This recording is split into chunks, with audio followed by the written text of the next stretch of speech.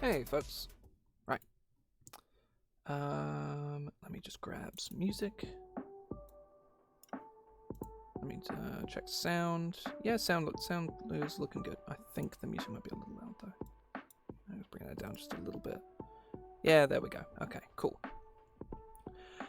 Yeah, I just put out a book like 20 minutes ago. Beast is that's the stuff we did on stream a little while ago, plus a whole bunch of other stuff that I went and added some more beasts in my own time because I wasn't happy with how many that I'd done. I ended up adding a whole bunch more. It's basically a lot of the stuff I did on stream, like I don't know, like 4 or 5 weeks ago at this point. All fancied up. I'm very happy with the layout. I think it looks really cool. But yeah, less about that and carry on here with the Astromancer. We made sort of a general start last week, got like some sort of the bare bones out of the way, and I think we have sort of we have a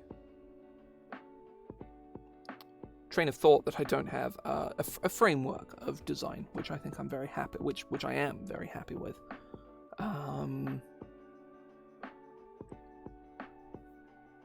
And I think probably my sort of want today will be to develop more of the subclasses.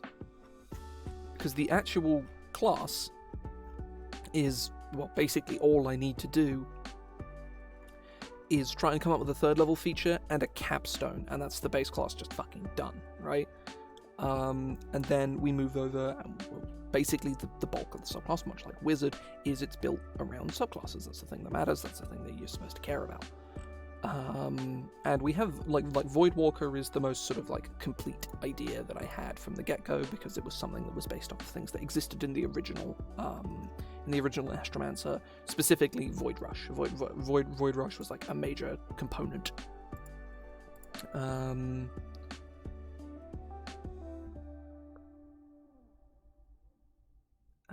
As part of your bonus, such a manifest. So basically, the way, just sort of give a general rundown, is the way this class works is you are a martial full caster. You start with unarmored defense, which I am considering nixing, to be fair. But you have unarmored defense. And you have spellcasting. We also came up with a spell list last week. There's some neat stuff. Oh, that's another thing. I added spells from the Archive of Esoteric Secrets 1 and 2, which are 2 books that I have with a bunch of spells in them. I've also got some spells that are in red text, just because I'm not 100% sure if I want to keep them. But,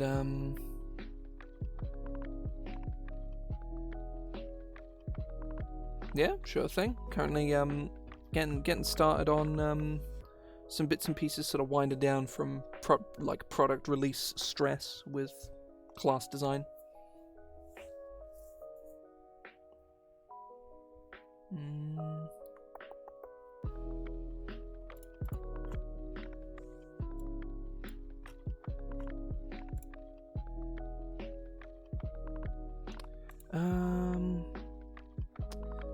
Right, so my primary thoughts with the subclasses is we need a tanky one. Like we need a big tanky one. We need one that does more martial stuff and one that does more spellcastery stuff.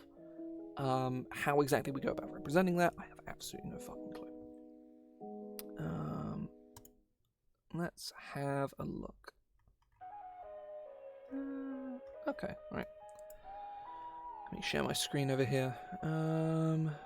Change tabs, screen capture. There we are, right. Let me zoom in a little bit here. There. Right.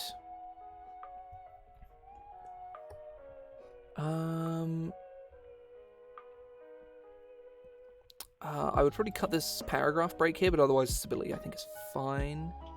I would put additionally, comma, you have advantage on ability checks that have advantage on ability checks based on local mythos and legendary individuals.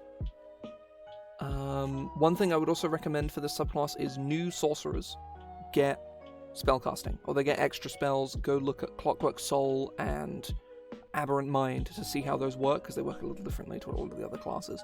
But I would strongly recommend you do that. Sorcerer needs more spells. It's just a thing that they just fucking need. And yeah, there's plenty of spells you can give them here. Legend Lore, Detect Thoughts, other things, I don't know, like major image, things like that.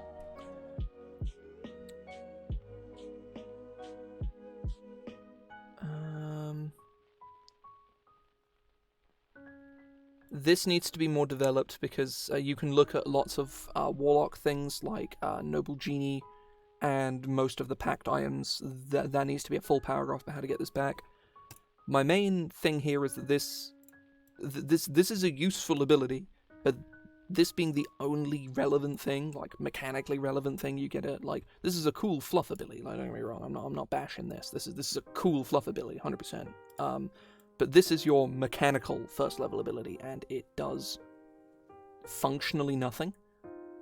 Like Charisma to Initiative is great, but that's like the cherry on top of another ability. This needs like something to it, which it doesn't have at the moment. I don't know what that necessarily is, but this needs something. On its own, I don't see a reason to pick this subclass, because it doesn't actually give me anything relevant at first level. The trinket is... I would refer to this as your narrative device, a narrative capital N, capital D, just to be super clear. As a bonus action, spend super points, scan the effects of the following narrative tropes until the end of your next turn. Okay.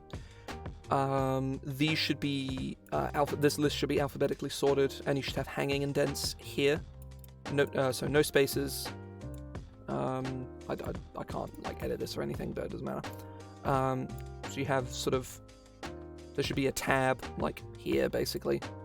Right. You become a side character, making you seem of little importance for the duration. You are invisible, and your resistance to all magical damage. This effect ends if you attack a creature or cast a spell. Okay. That is extremely powerful, but I don't think it's like particularly busted.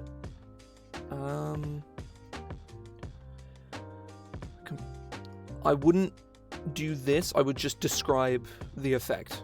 Like, for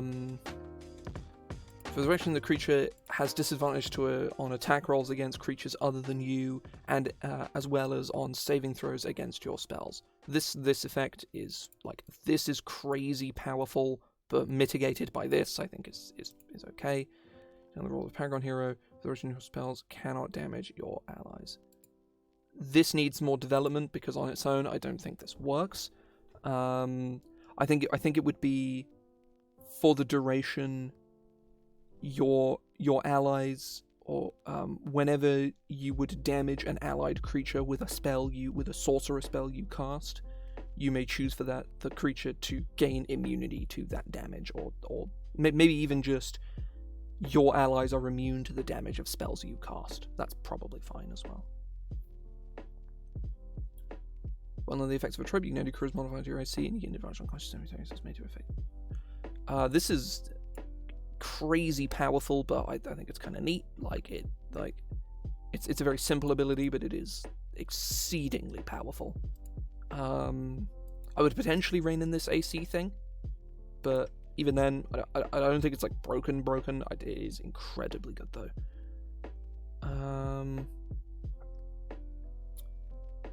This ability seems really underwhelming. You're not unconscious when you take short rests anyway. I basically go look at Warforged and Elf for this, because this does not work, I don't think. The wording of Warforged and Elf, Warforged specifically, should get you what you want here.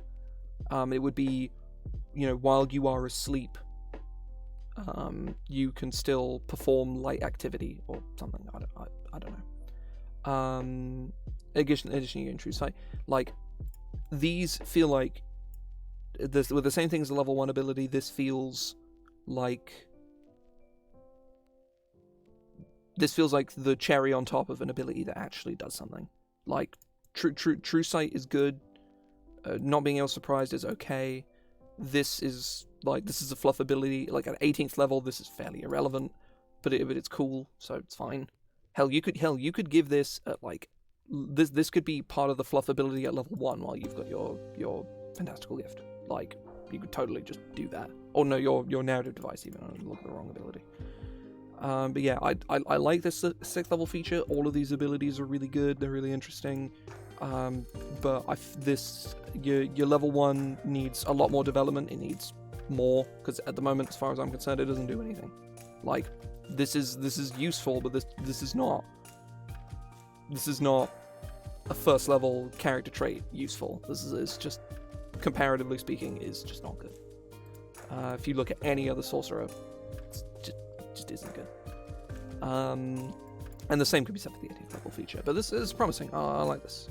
Embodied Trope is cool, and Play the Part is maybe busted. I'm not sure. I don't think it's like busted, but it is incredibly strong. But yeah, so that's probably all I really have to say about it. Let me go back to my Word document, so I'm gonna carry on over here.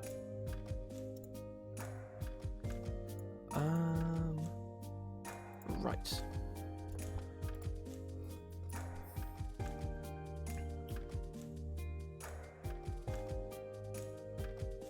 Yeah, it's all good. The flavor I think is conceptually fine. I didn't read too much of the flavor text, but like realistically, like the conceptual basis of like sorcery gains power from stories, it's kind of neat. Like, let me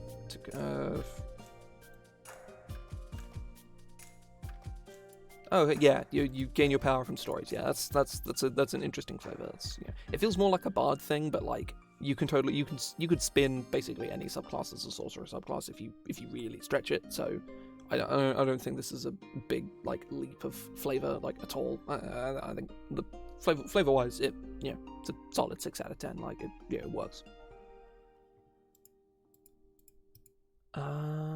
Right.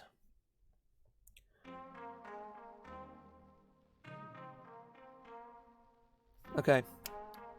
Next one is Sigil of the Crucible. This is going to be our tanky one.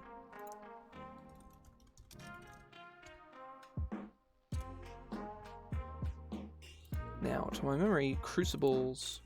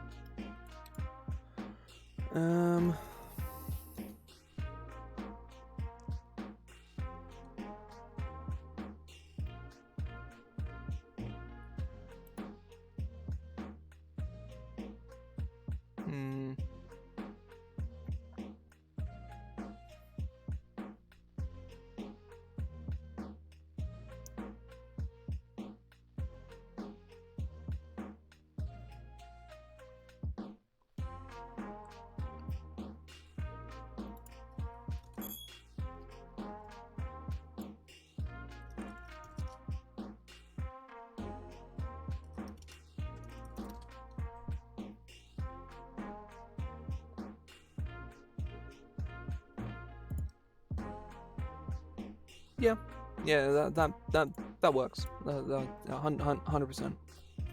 Sigil of the Crucible. This is the tanky one. Protecty one.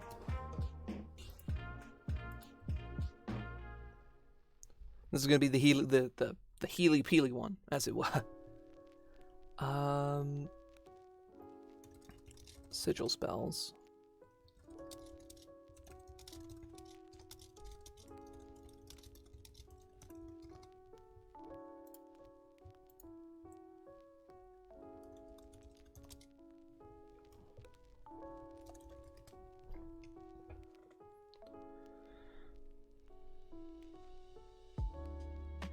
Yeah, it seems kind of neat.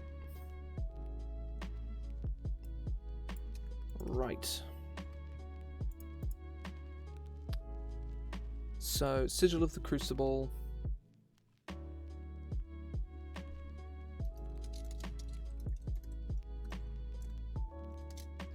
Me.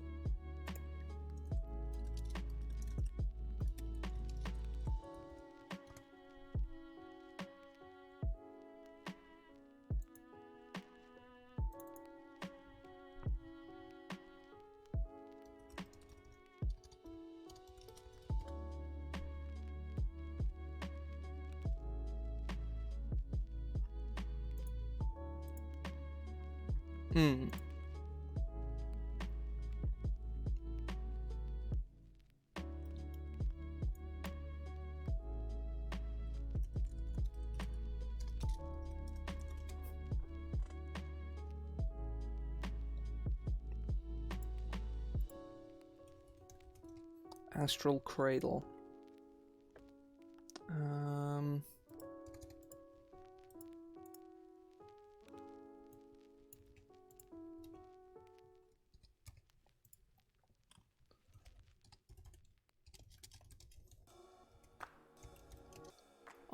Hang on. Oh, hang on. I need to go into my autocomplete settings.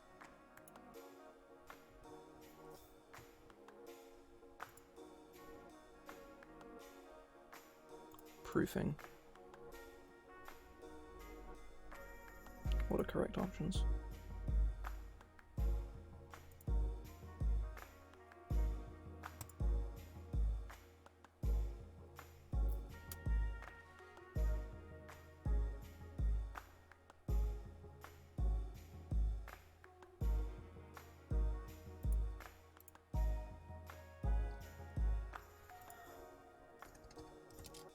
Also at second level.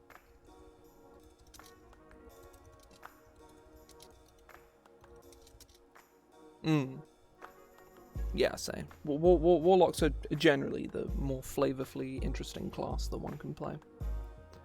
Invokes the protective magic of the Crucible.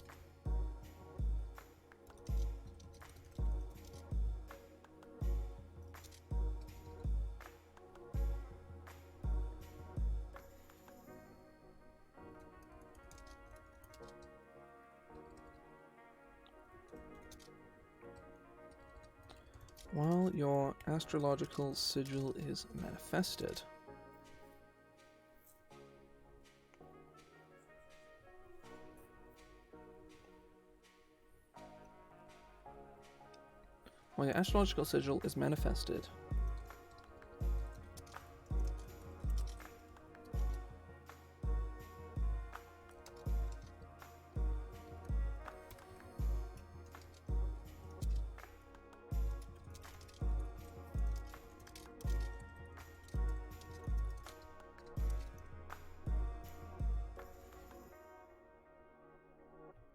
of protective magic in a 20-foot radius around it.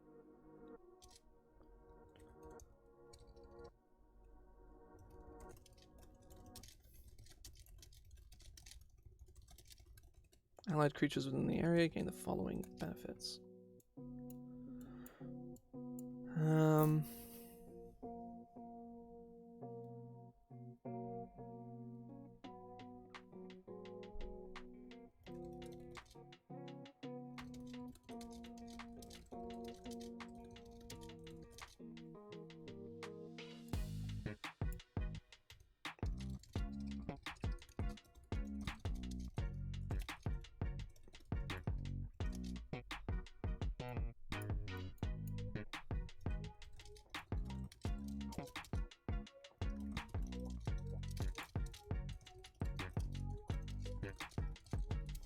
Start their turn within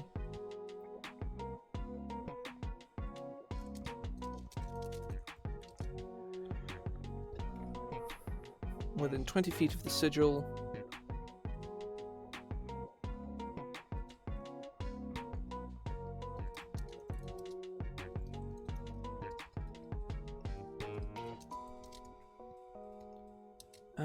Let me go check something, because I don't want this to be like Twilight Domain, where it's completely bananas.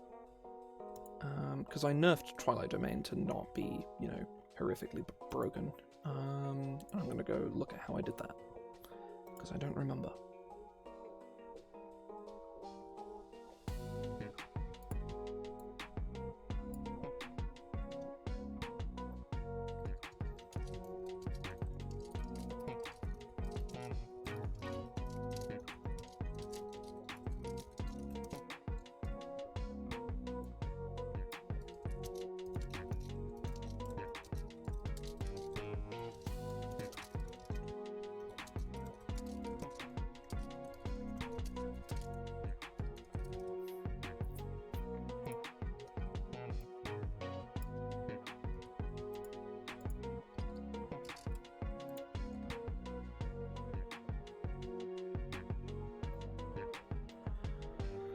Whenever you or an allied creature starts turn within the aura, that creature gains 1d4 temporary hit points.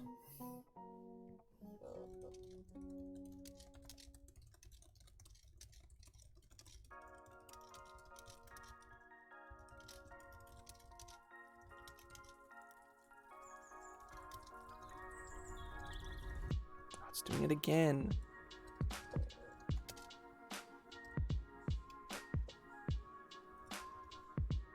6th, 10th.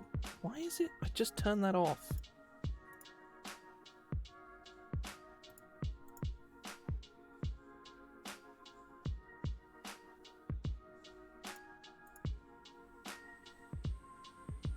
Oh, it's... Oh, okay, right.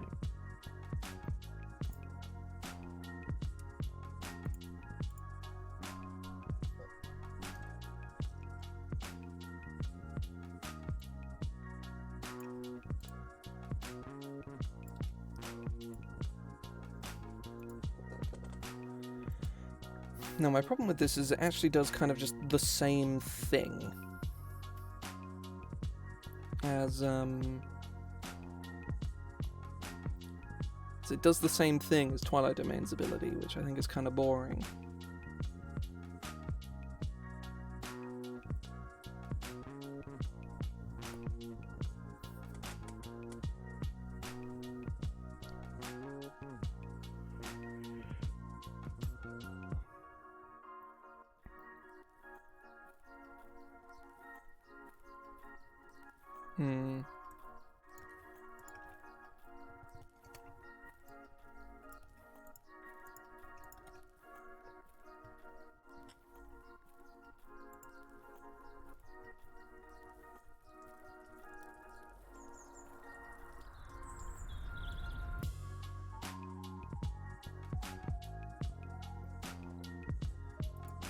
That's sort of... That's the main thing with this rework is it is based on the an Astromancer class I've had in my home game for a very long time, and it's actually had subclasses for a long time that I'm kind of looking to ditch. Study of the Nebulae being one of them.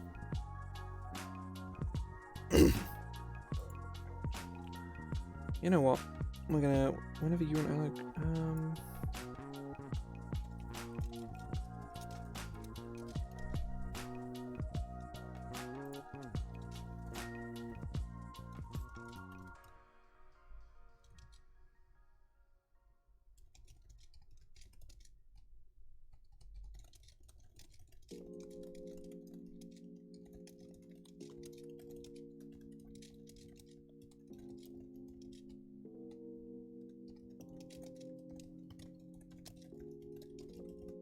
plus your Astromancer level.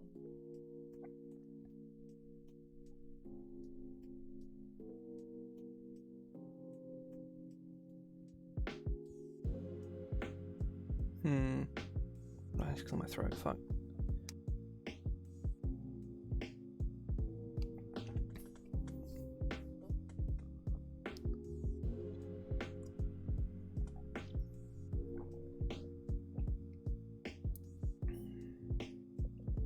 Yeah, shoot.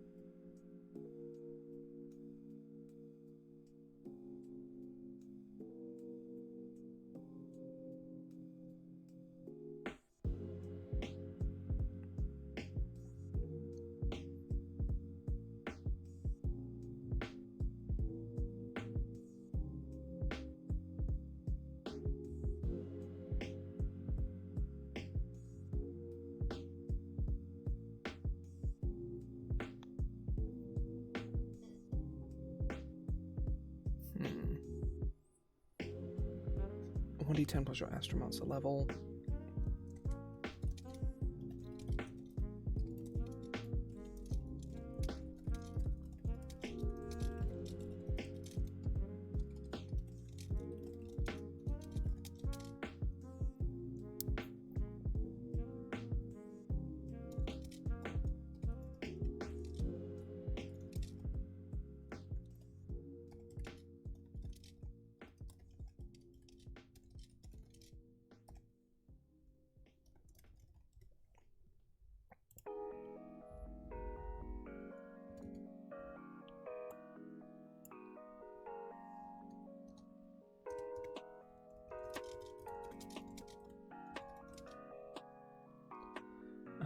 Has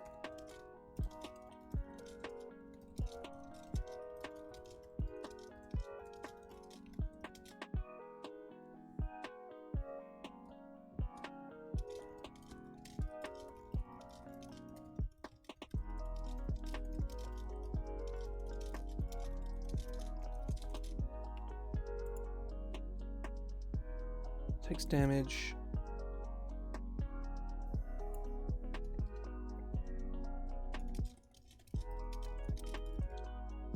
Within the aura takes damage if you can see your sigil.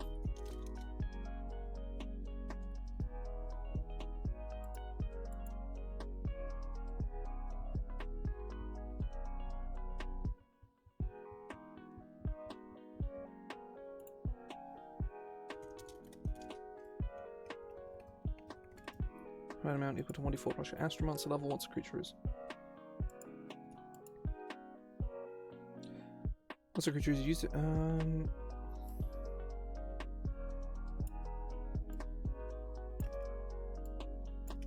okay, right.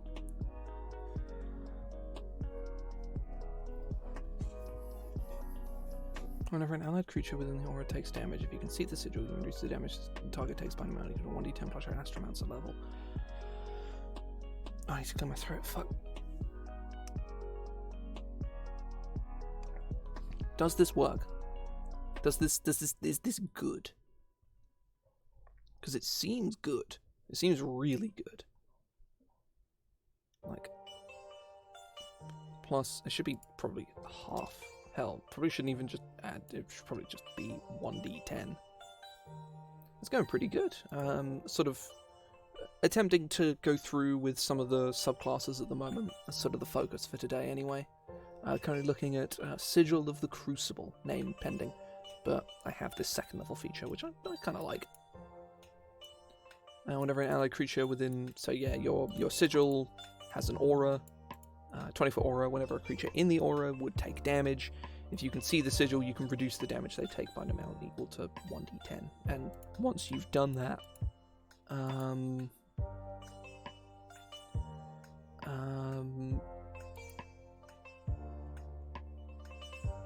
you have to spend a slot to do it again. Whenever a creature within the aura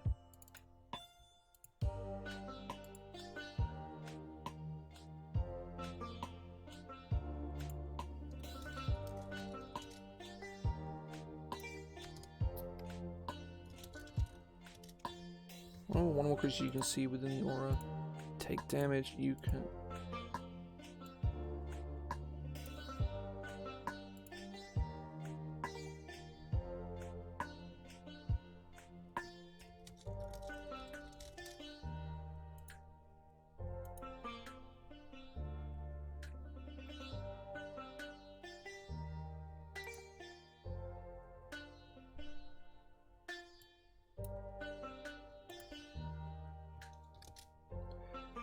whenever a creature within the aura that you can see takes... Whenever a creature you can see within the aura takes damage, you can use your reaction to reduce the damage the target takes by an amount. 1d10 plus your proficiency bonus. There we go. That feels a little better. It's basically the same at level 2, but it doesn't, ramp up to 20, because, that's kind of insane. Though this probably should scale in some capacity. Maybe instead of a d10, it's 2d6 The damage reduction.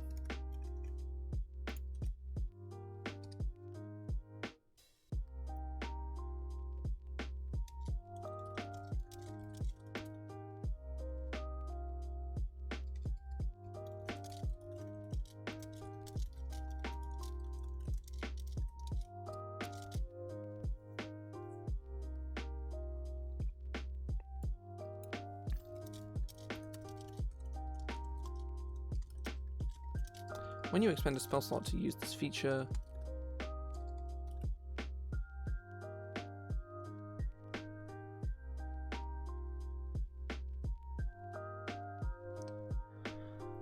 okay,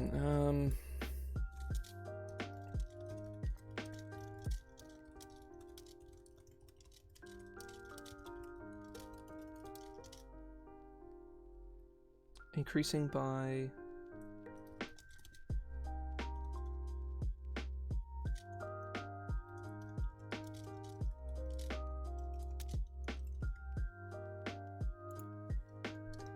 my 6th and 14th level.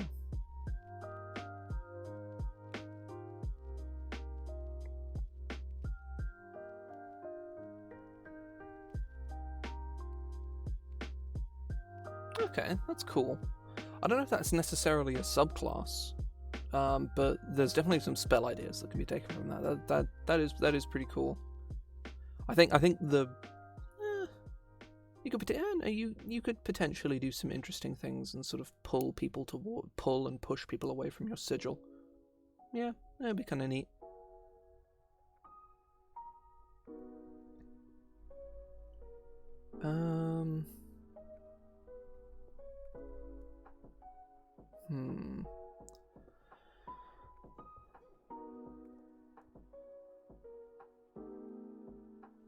This feature is definitely going to need a lot of testing of like exactly how much you can how much damage you can actually reduce with this, but it is good. I feel confident in saying that much at least. Barbarian, because Ancestral Guardian hasn't really liked this.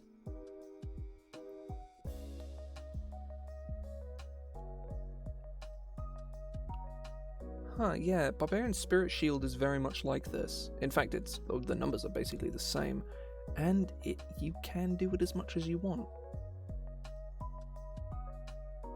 Though, presumably at later levels, this ability, like, in the same way the Void Rush gets better as you level up, this will also, like, when you affect a creature with this, it'll give them temporary hit points, or it'll heal them, or something, I don't know.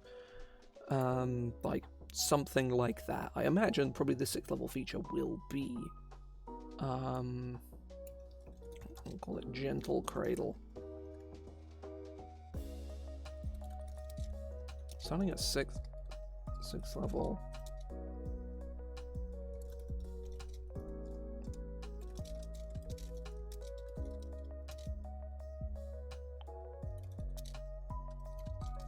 Soft Calm to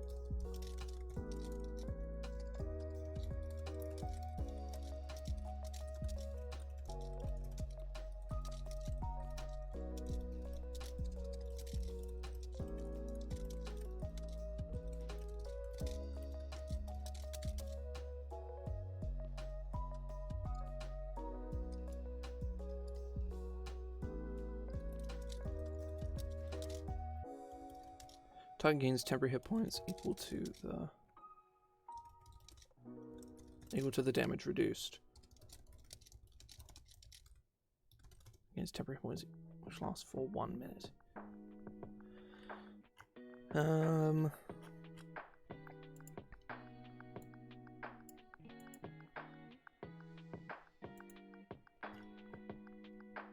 Yeah, that's a cool ability, yeah.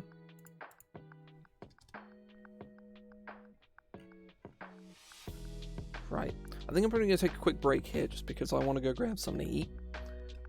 When I get back, I think we're just going to carry on and start sort of fiddling with more ideas. Maybe look at the spell lists for these two subclasses, because I'm not 100% exactly what I want. Like, Like the Crucible spells will probably be fairly simple because it'll be things like Shield of Faith and I don't know, protection from energy and things like that. But yeah, otherwise I'll be back shortly. I'll be 15 minutes, give or take. Yeah, either way, I'll be back in a minute.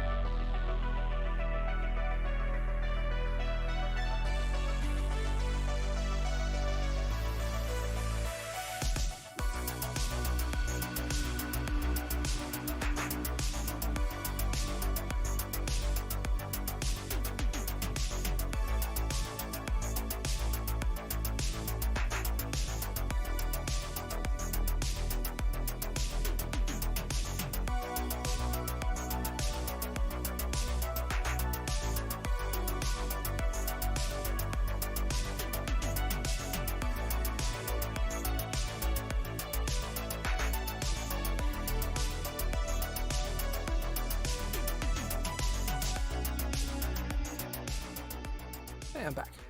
Right. Ugh.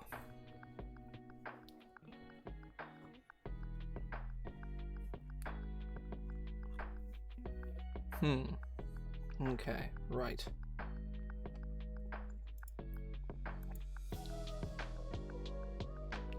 Oh, I need to clear my throat. Fuck.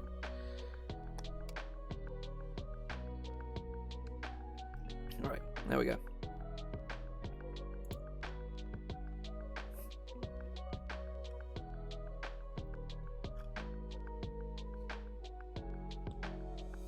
Okay. Let's probably take a look at the spell list here. So I want to give him Bless, and I want to say like Shield of Faith. Feels cool. Let me take a look through the other spell options. Where is my spell index? Oh, there, I was looking at the wrong spot. Right.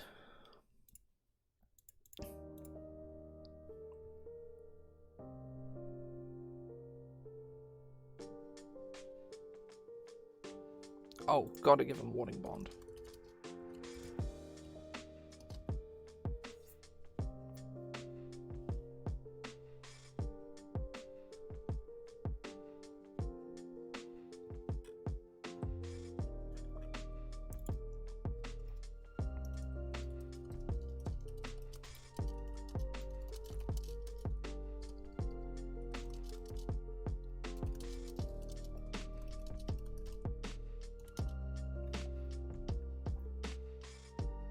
Inside the aura of your astral cradle.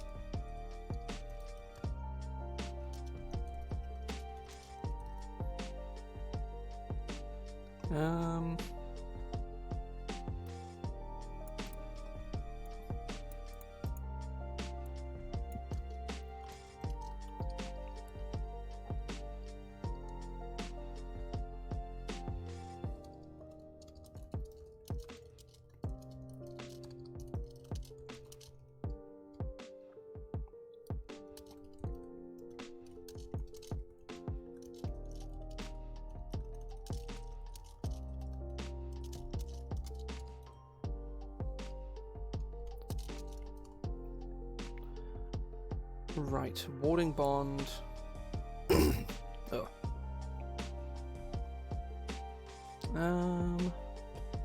Calm Emotions.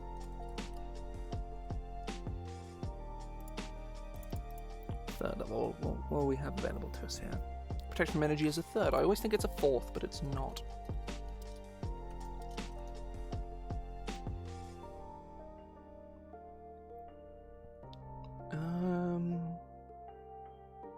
Dispel Magic, Beacon of Hope, Spirit Guardian, Spirit Shroud.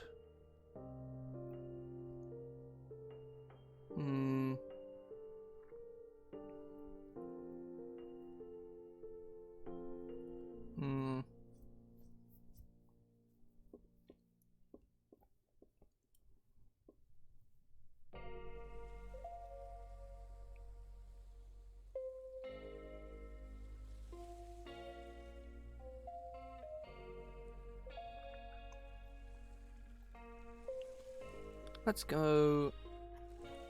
Do you get Glyph of Warding? No. Let's give them Glyph of Warding, that's cool.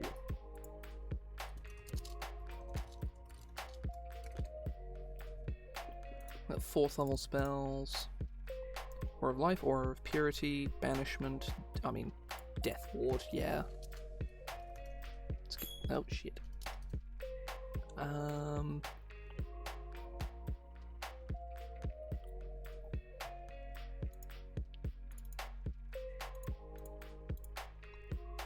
Look at other options at 4th.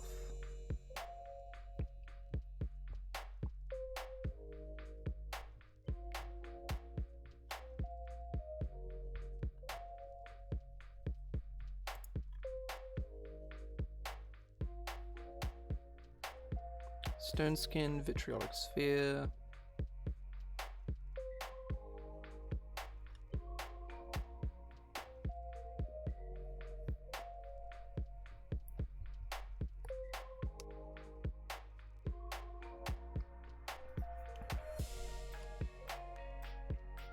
Ooh, Otolug's Resilience Sphere, that's a fun one.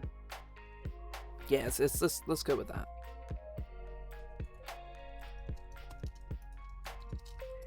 Otolug's Resilient Sphere. Let's also look at second levels, see what other options we've got.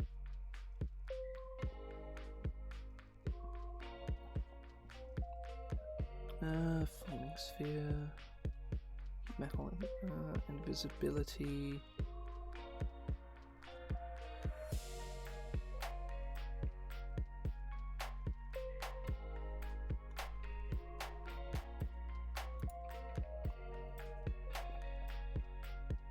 Oh no, ignore me, I found Calm Emotions, I'm an idiot.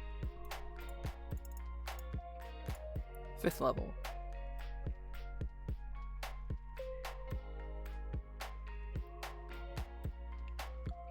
None of the cleric spells feel appropriate.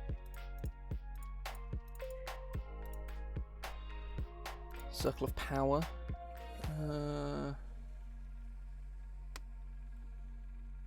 No, it's like a crazy strong paladin spell. Never mind, I forgot about that.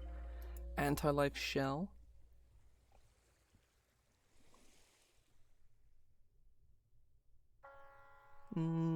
Maybe.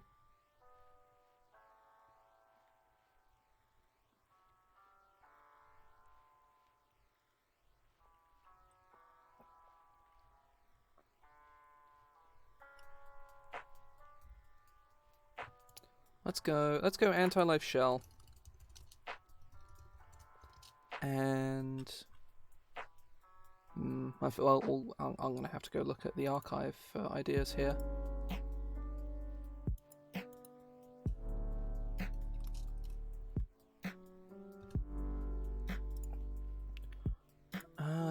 Yeah. Let's go take a look. Let's go take a look at archive spells. So I'm trying not to lean on them too much, but especially not for these, like, you know, because putting them on the spell list is fine, but putting them in here is, like, you know, not something it's kind of something I want to avoid generally.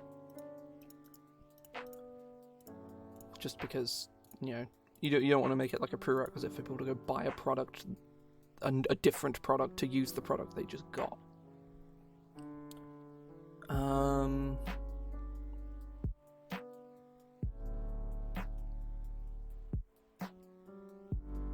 Oh, Obstinate Grounds, I vaguely remember being quite good.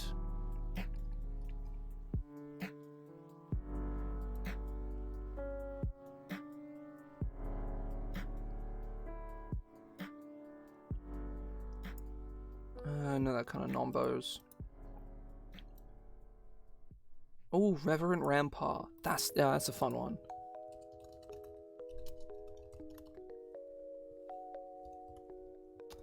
Basically what Reverent Rampart does... Yeah, it's from Archive 1. Reverent Rampart is... You release a burst of energy from your being, forcing back all adversaries. Each creature you choose within 30 feet of you must make a strength save. On a failure, a creature takes 68 force damage and is pushed into the nearest unoccupied space exactly 30 feet away from you and is then knocked prone. As the spell halves the damage, the distance pushed, and the creature is not knocked prone. And until the end of your next turn, a 30-foot sphere centered on the point where you cast the spell is difficult terrain for the targets. Yeah, that is a neat spell. I like that. That feels appropriate.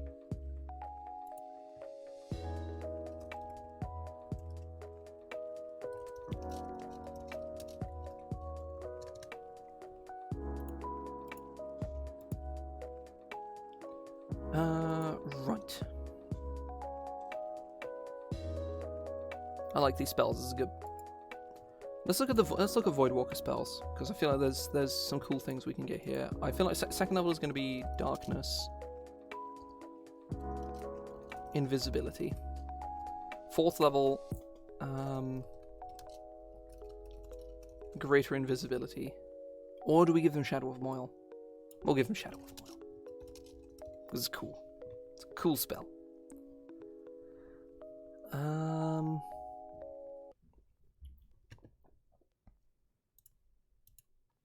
Let's look at 1st level spells. First of all, Warlock spell. Well, that's probably just all bad options. Yes, they're all bad options. Okay, cool. It's to be expected, really.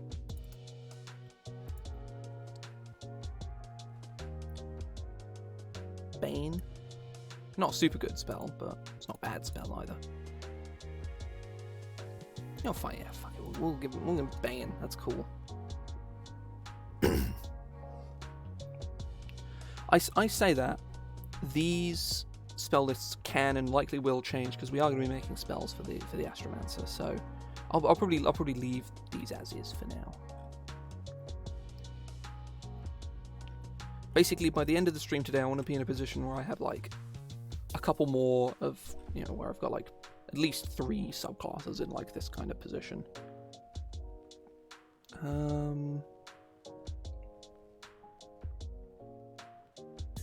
I think I have some kind of idea on what the next one is going to be.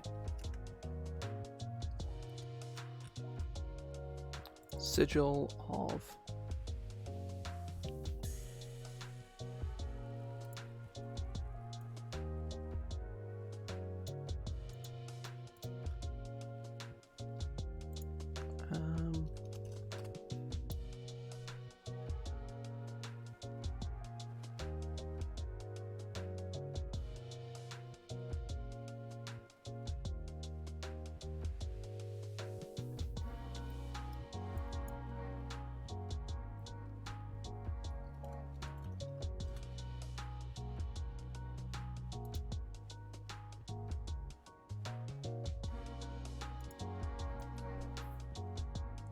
I don't want to just call it the Seer, because that's boring.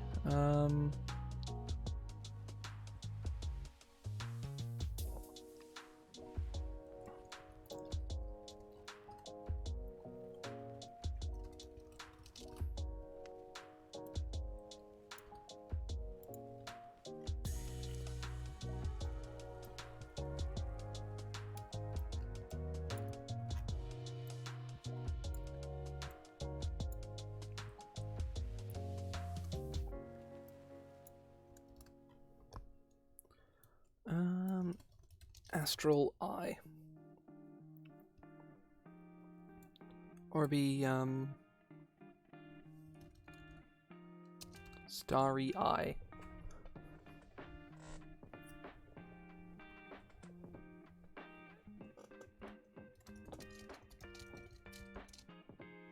Also at 2nd level,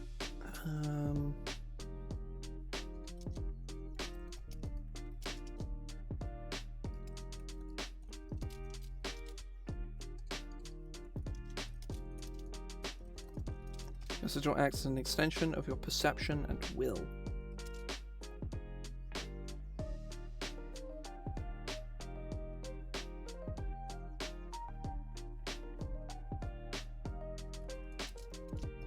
You can perceive and cast spells, or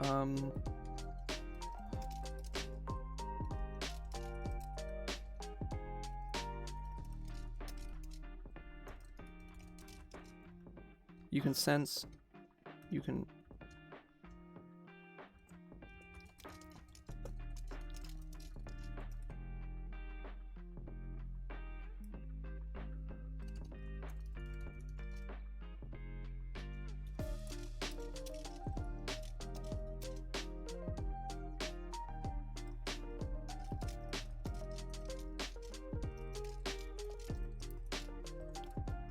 You may choose. You may cast that spell as if you were in your sigil space.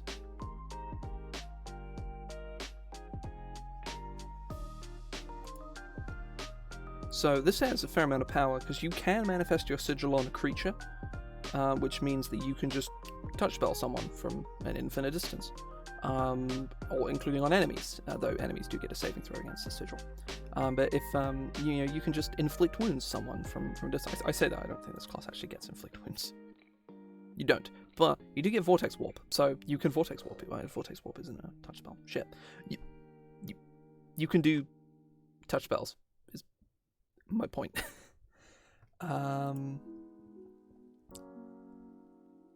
This is a very simple ability, but it is actually like legitimately really strong.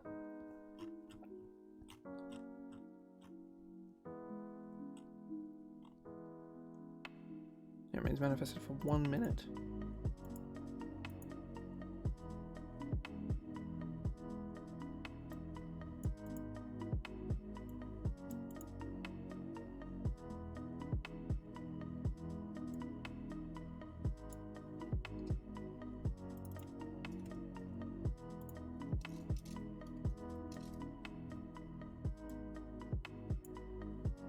Until you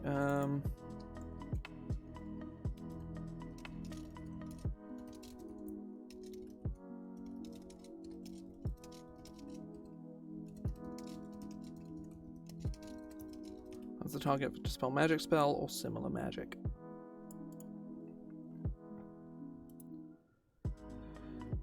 Oh, I've gone to the wrong place.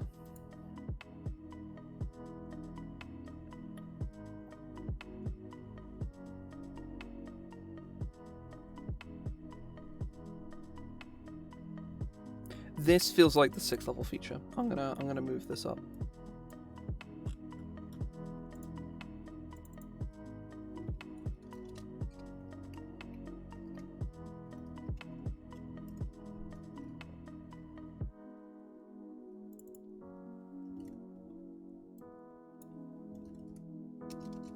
Also at 2nd level. Now,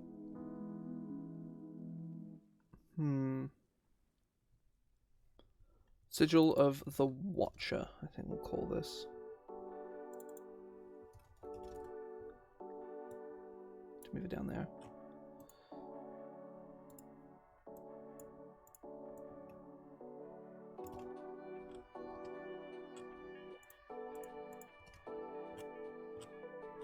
Sigil of the Watcher.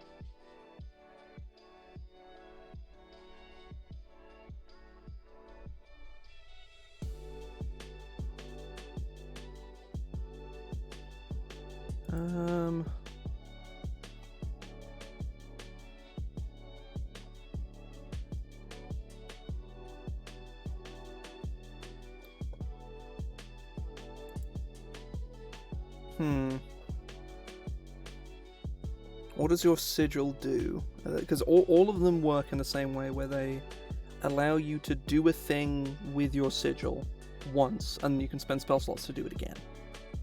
What does the Sigil of the Watcher allow you to do?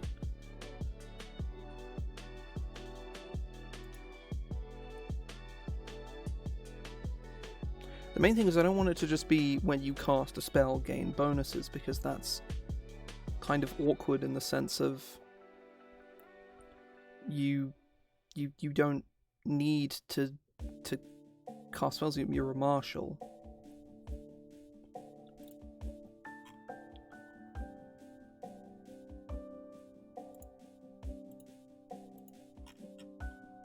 Yeah,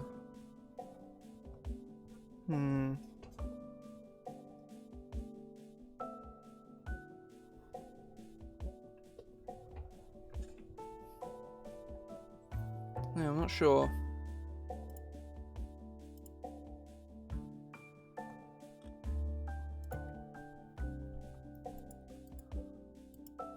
This is something I think to sit on, because I like this idea sort of conceptually, but I think in practice I'm not sure if it works necessarily.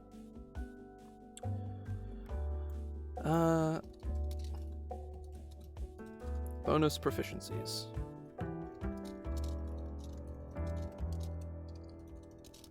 When you first choose the sigil at 2nd level,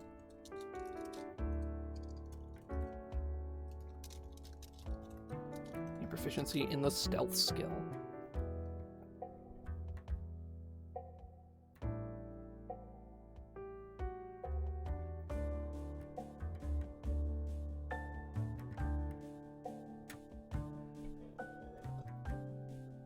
Don't you get shield proficiency as an Astromancer? You do, don't you? Yes.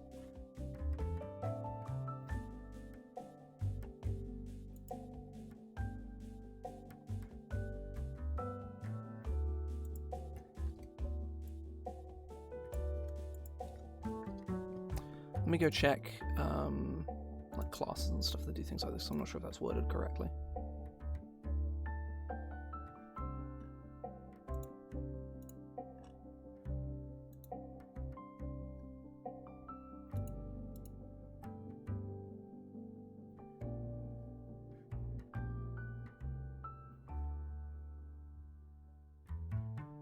Okay, no, yeah, it is fine. Oh, I've put this in the wrong place, that's why.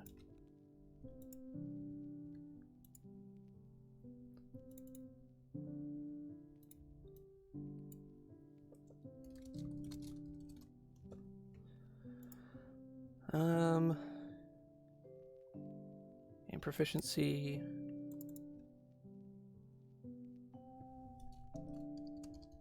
The athletics skill. Your proficiency in heavy armor.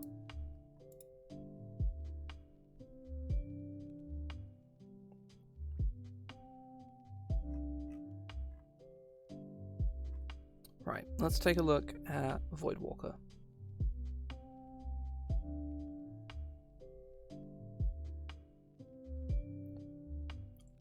Seen the stealth skill, Bane, darkness, invisibility. So your bonus action to manifest your sigil, or as a bonus action on subsequent turns while you can see your manifest sigil, you can immediately fly up to 30 feet in a straight line towards the sigil, followed by a trail of starlight. When you fly in this way, you can fly through other creatures, and you don't provoke an attack. You don't provoke an opportunity attack when you fly out of a hostile creature's reach. To use this feature, you are briefly empowered by the void. The next time you hit a creature with a weapon attack before the end of your next turn, the target takes an extra 2d6 force damage from the attack. Okay.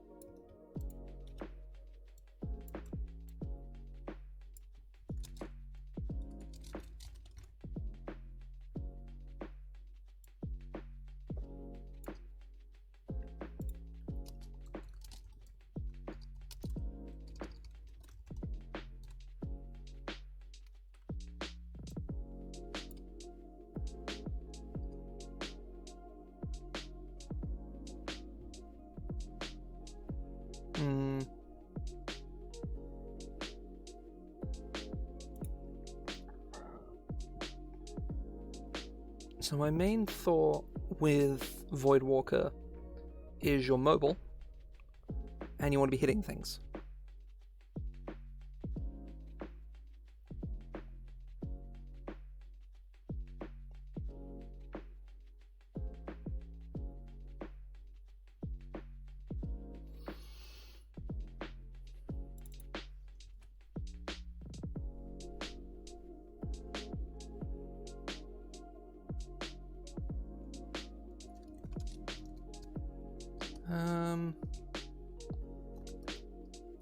Space Slip.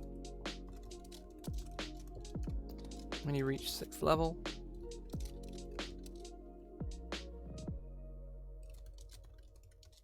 you can vanish into darkness in the face of danger.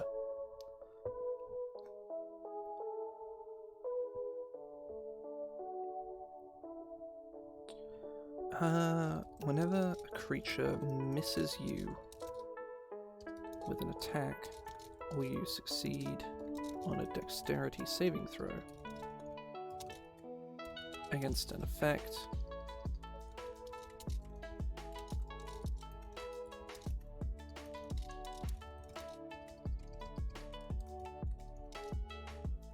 I don't need this. Whenever a creature misses you with an attack, you can use your...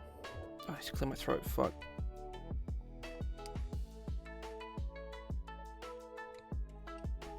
You can use your Void Rush. Use your reaction to use your Void Rush feature. Nah, that's fucking boring. Let's just... Use your Void Rush feature.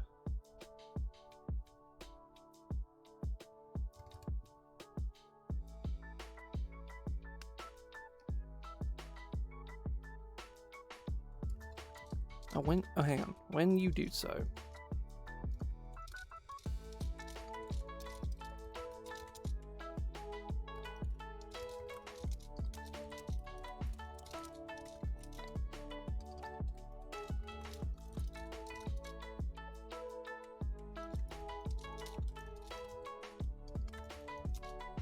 you choose to become invisible.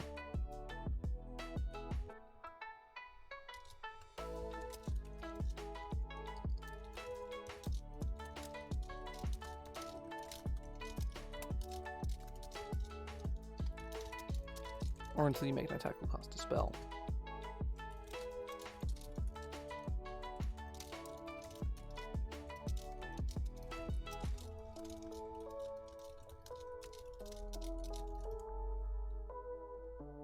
Okay, yeah, that might actually be kind of cool. So you can just Void Rush out of there, or you can like become invisible and then Void Rush away. And become invisible, like, or remain invisible. Which is actually, like, pretty huge. I said it's not immensely better than being able to Void Rush away, because a creature can miss you with its first attack, and then you can fucking leave. And it's like, oh, well, I guess I can't fucking hit him anymore, huh?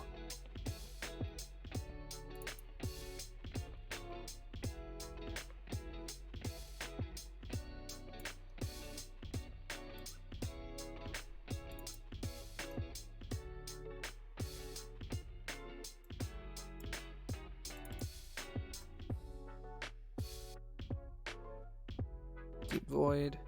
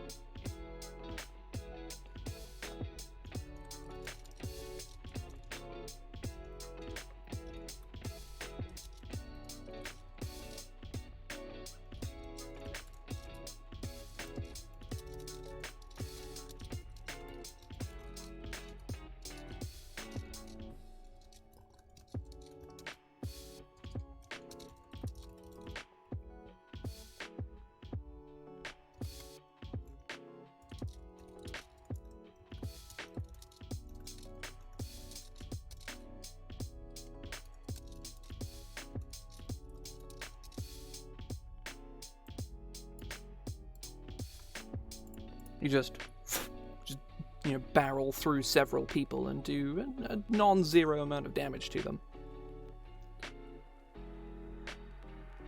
Yeah, it's pretty cool. Yeah, that's pretty cool.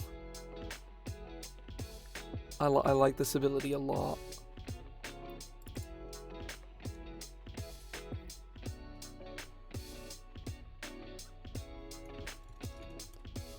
Astral Force.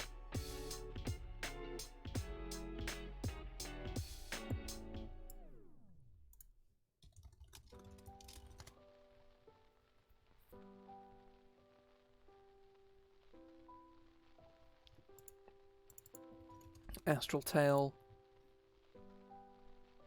Yeah, okay. That's cool. That's fun. I like that a lot.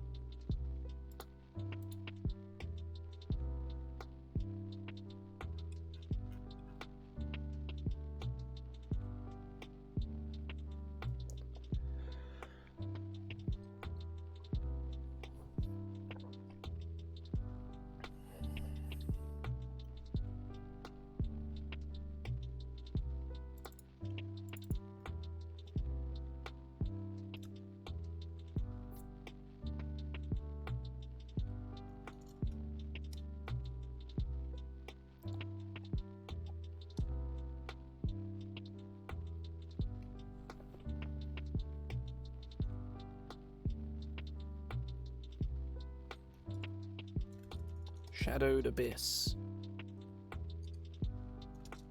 14th level.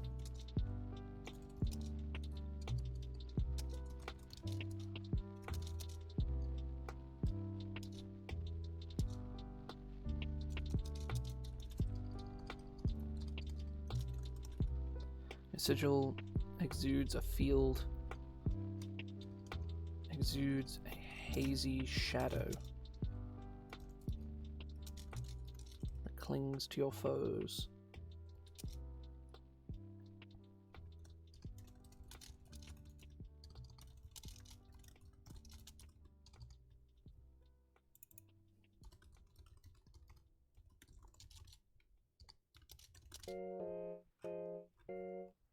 Let's go to Crucible.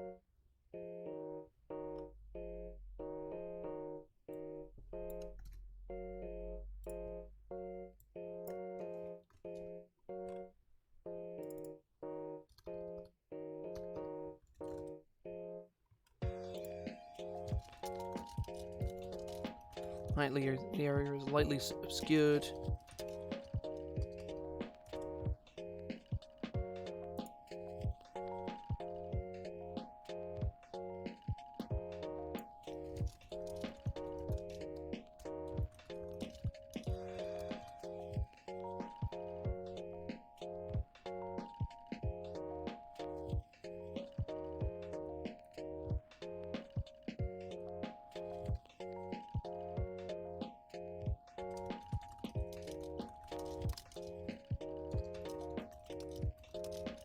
Whenever a creature in the area takes damage from your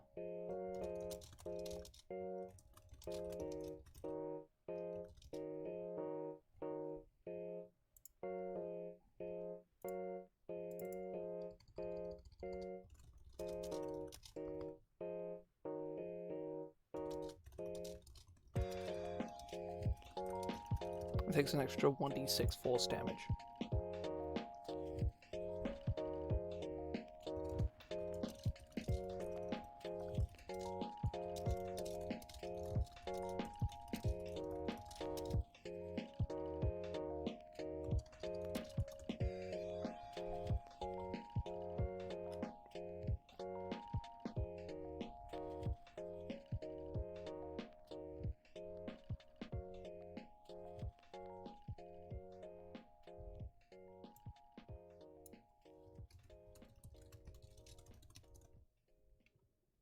Additionally, whenever a creature Astral Tail features. If it's within an area of dim light or darkness, it takes an extra 1d6 force damage.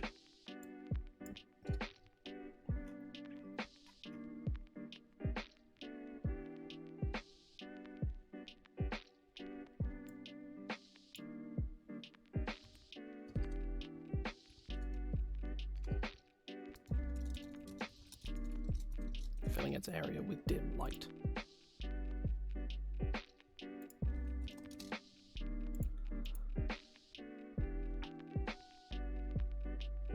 Shadow 24 radius around it, filling its area with dim light. That is cool.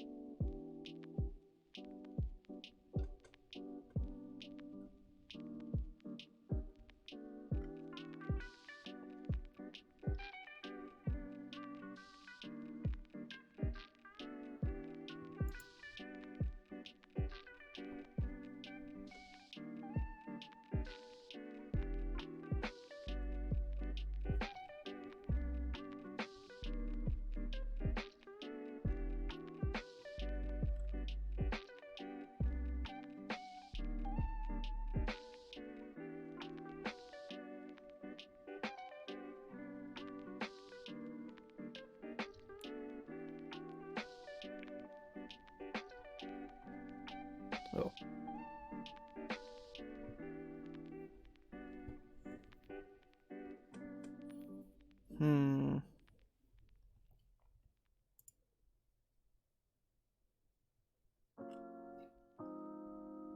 Looking through some of these old abilities, and it's really sad to see them go. The old class was built entirely around an older version of Void Rush. It worked differently, but it generally achieved the same goal, was fly in a straight line. And a lot of the subclasses were at least in some way built around. There was at least 2 of them that had abilities that like revolved around Void Rush, and I really miss it because Void Rush is like effortlessly the coolest ability, like just ever. It's fantastic. I love Void Rush, but it has to be confined to a subclass, which is a shame. I think it means that Voidwalker is almost certainly going to be the most popular of the astrological sigils, simply because Void Rush is just sick as hell. Like Astral Cradle, or Crucible is pretty cool. I'm not like wowed by it. I think that's kind of like the thing that all of these subclasses need, is they need like a wow factor. Even if their level 2 ability isn't like the greatest thing ever, either their level 2 or their level 6 ability needs to be cool. Like cool. It needs to be exciting. Like basically just to compete with Void Rush, because it doesn't matter if Void Rush isn't the best ability in the world. It doesn't matter if it's optimal. It's like, if it's the cool one, it's going to be the one that everybody picks, because, you know, optimizers are uncommon. You sort of got your sort of bell curve of players, where players at the bottom are people who like actively do not understand how the game works at all, and they are probably right. If anything, the bell curve is kind of like this. You've got this far end, which is much, tapers off. It's very, very difficult to represent this, like visually, but basically it's not a symmetrical bell curve. The bell is leaning further this way towards where people don't really understand the game all that much. It definitely leans that way, where your average player has like a general grasp of like the game and its mechanics and can play their character, and that's kind of it. That's like your average player. Anything beyond that is increasingly uncommon, and same goes the other way. Like players who are like actively don't know what the fuck is going on at any given moment.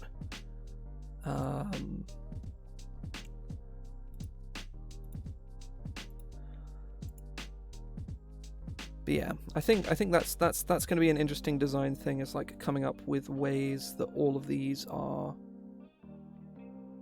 you know, the like wow factors. You know, the like.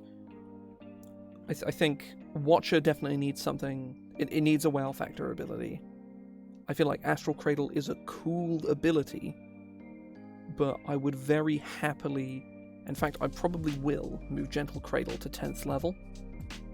Specifically because I want, you know, if you're going to give a class like a very, very cool ability, or a subclass specifically, you want that cool ability to be something you can get fairly early on. If it doesn't get it at second, that's not the end of the world. Astral Cradle, I think, is in a healthy spot. I think fishing for it to be cooler is probably misguided. But pushing Gentle Cradle down to 10th level, given that it's actually genuinely very good. I think Gentle Cradle is like genuinely very, very good. I'll probably do that to sort of buff it up a little bit. But I think 6th level, we can look at something that is a bit more sort of like, oh wow, holy shit, that's cool. But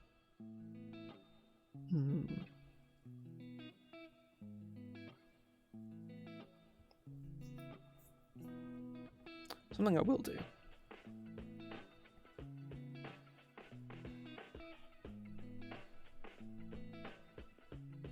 Where is this? It's here. No, Celestial Manifestation, it's here.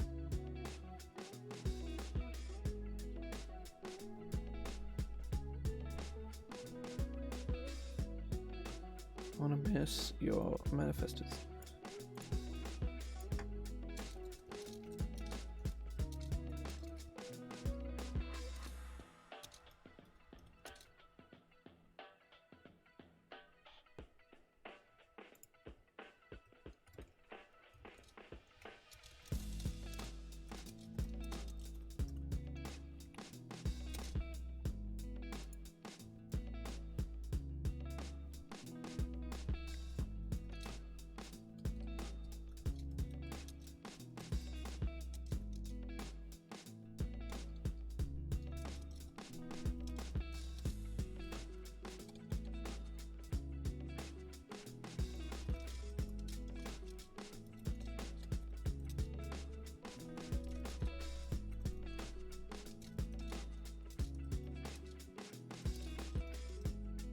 The sigil does not manifest and is wasted.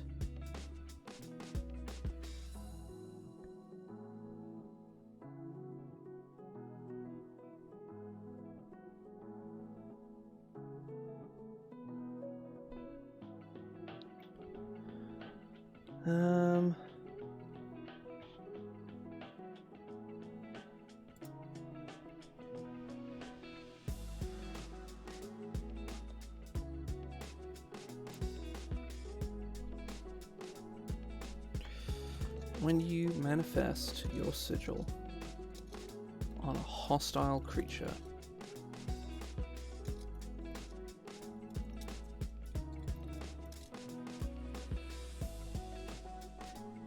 manifest your sigil on a hostile creature,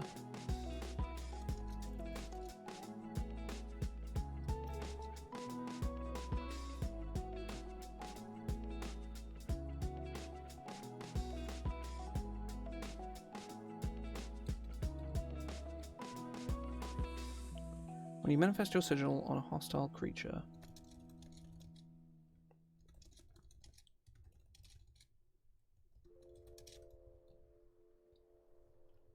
ooh, hang on.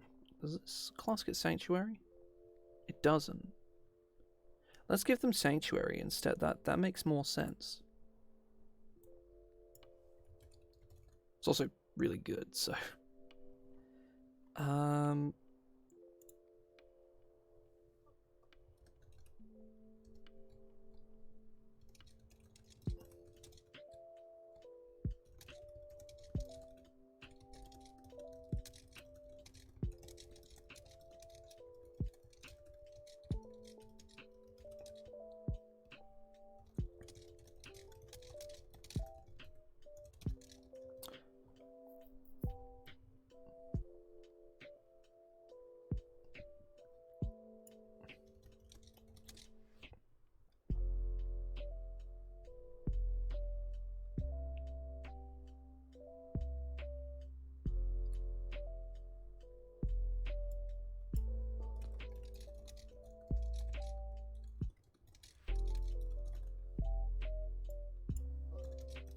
First time that creature makes an attack against a creature, or maybe makes an attack roll against a creature allied to you, or targets a creature allied to you with a harmful spell, it takes force damage.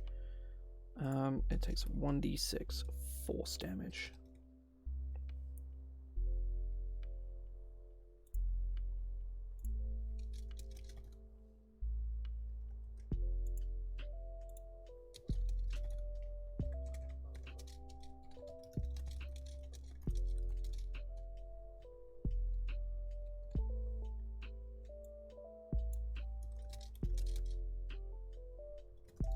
Let's make a wisdom saving throw.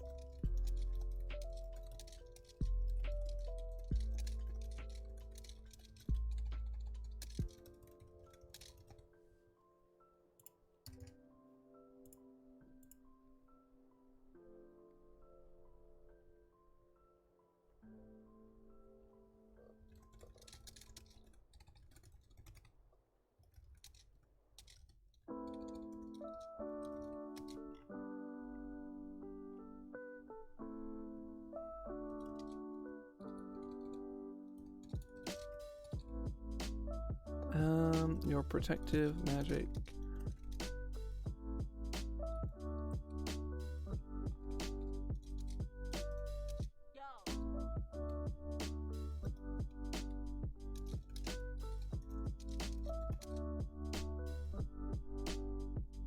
The aura radius of your astral cradle feature increases by 10 feet.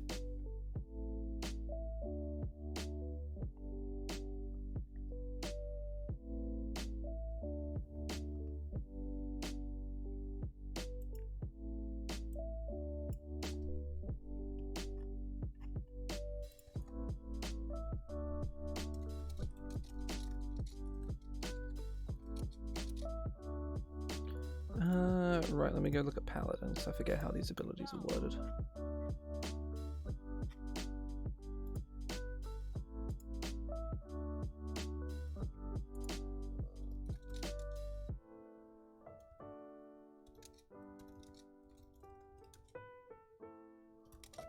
The range of your aura increases to 30 feet.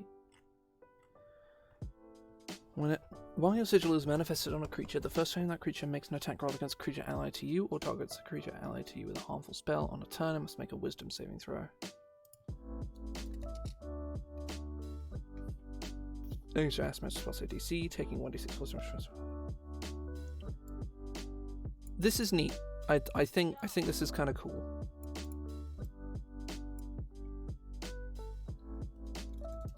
Guardian sign.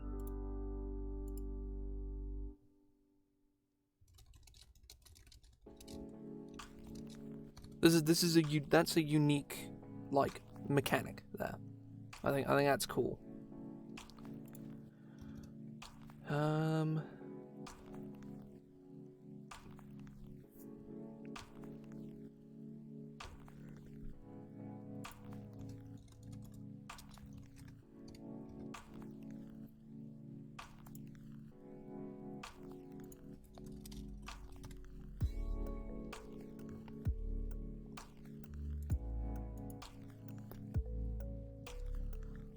Must be taking 1d6 force damage if has much successful one.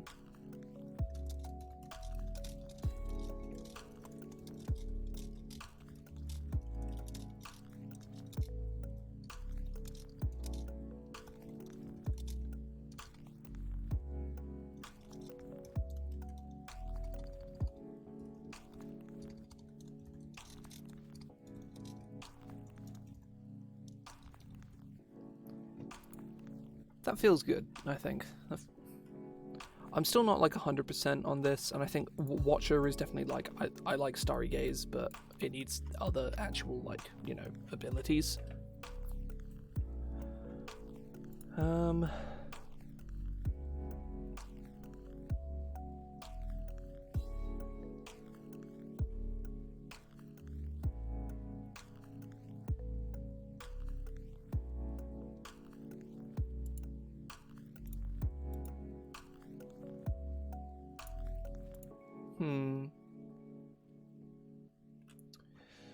I think this is probably a good place to stop for today, to be fair. I am feeling good about things so far. I like Crucible a lot. Voidwalker, I think is in a cool place as well. But one thing I am potentially considering is having them cap at 14. Because I feel like I'm really stretching the design space of Voidwalker, just getting it to 4, just like I feel like it was a bit of a stretch, sort of getting it to 14. Getting it to 18 could be weird, and I may consider. I'm going to write a note here somewhere. I'll probably do this here, like there. So I will see that the next time I open this. I'll be immediately drawn to this red text here the second I look anywhere in this area. But yeah, I will actually be carrying on with this on Friday. I'm going to be using Fridays and Mondays to work on this, just so this doesn't take like weeks and weeks and weeks.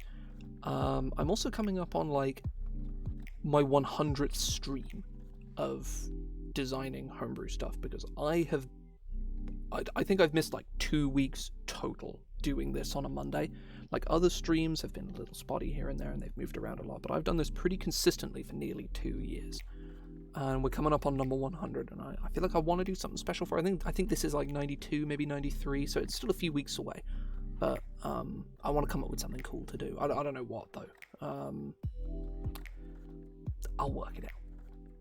It might be a big, like, spellathon or something, because that's like one thing I really like to do. I like to make spells. I might do like a big spellathon, make a shit ton of spells or something. I don't know. But either way, I'm gonna head off here. Hope folks have enjoyed themselves. I'll be back on Wednesday and play more Uranium, and then we'll do some more of this on Friday. Yeah. I'll see you then.